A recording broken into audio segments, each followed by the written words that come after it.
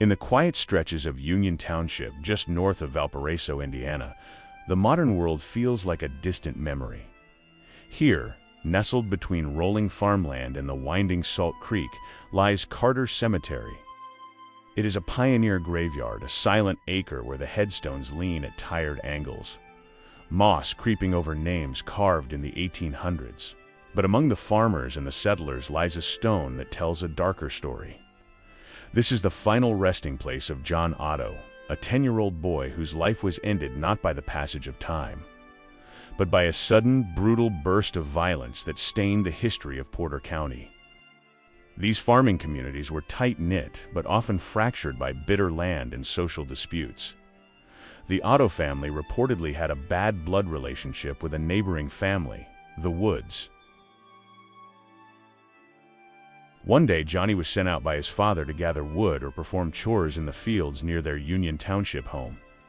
According to the family's later testimony, Johnny encountered the Woods brothers, George and Oscar, who were several years older.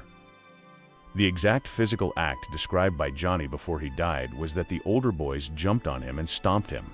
In 19th century rural bullying, this often meant a victim was held down while others dropped their knees or feet into the victim's abdomen. Johnny returned home limping and complaining of severe pain in his side and stomach. At first, his parents thought it was a minor scrap or perhaps a typical childhood ailment. However, over the next week, his condition plummeted. In early March 1894, Johnny fell deathly ill. But this wasn't a standard fever. The boy was in extreme physical distress, showing signs of internal trauma and bruising.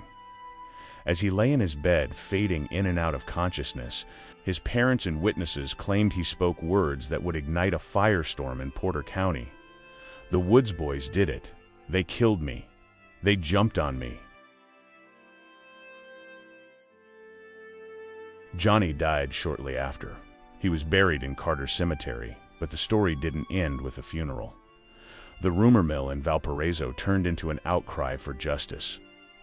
The community believed that the Woods teenagers had ambushed the young boy in the woods or a field, and essentially beaten or stomped him to death. The Woods boys presented a different, exact version. They claimed Johnny had fallen from a fence or a tree earlier that week, and the Woods boy's story was a hallucination caused by his high fever.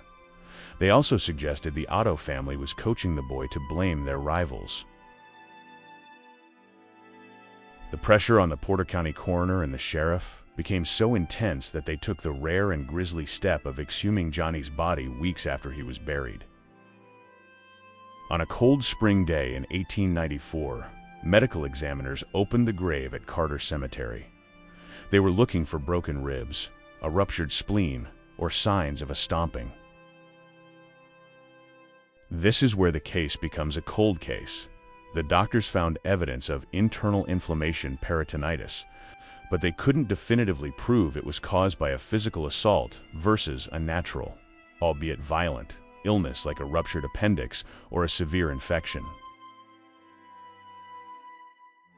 In 1894, there was no DNA, no X-rays, and no internal imaging. Without a witness who saw the actual stomping in the field, the jury couldn't exactly prove that the Woods brothers' feet caused the internal rupture. The case was dismissed, leaving Johnny's dying words as the only proof that remains. Despite the inconclusive autopsy, the Woods boys, specifically George and Oscar Woods, were brought into the legal spotlight. The grand jury heard testimony from the Otto family about Johnny's dying declaration. In the eyes of the law, a dying declaration is powerful evidence because a person is meeting their maker and is presumed to be telling the absolute truth. However, the defense argued the boy was delirious from fever and that the Otto parents were using their son's death to settle an old grudge against the Woods family. Ultimately, the prosecution couldn't overcome the lack of physical forensic evidence. The Woods boys were never convicted of murder. They remained in the area for a time, but the mark of the Otto case followed them.